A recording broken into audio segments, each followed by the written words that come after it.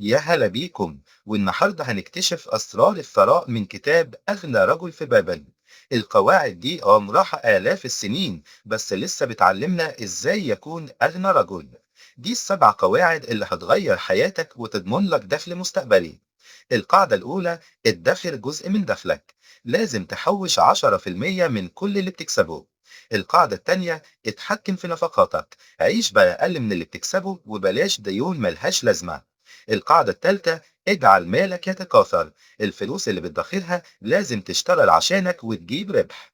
القاعدة الرابعة: حافظ على كنزك من الخسارة. ما تغامرش بفلوسك في أي استثمار من غير دراسة جادة.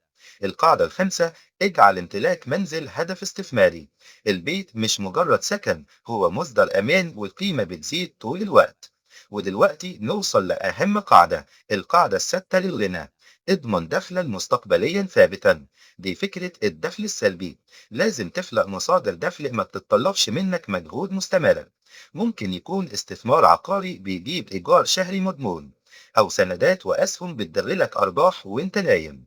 التخطيط المالي للمستقبل يخليك مطمن طول عمرك. وأخيرا القاعدة السبعة: استثمر في نفسك. زود قدرتك على الكسب بتطوير مهاراتك باستمرار. كل ما كنت أحسن كل ما زاد طلب السوق عليك. القواعد دي هي سر الثراء المستدام من كتاب أغنى رجل في بابل. استنوا الجزء الجاي لنصايح استثمارية مفصلة. واعملوا لايك واشتركوا في القناة وقولوا لنا رأيكم في الكومنتات.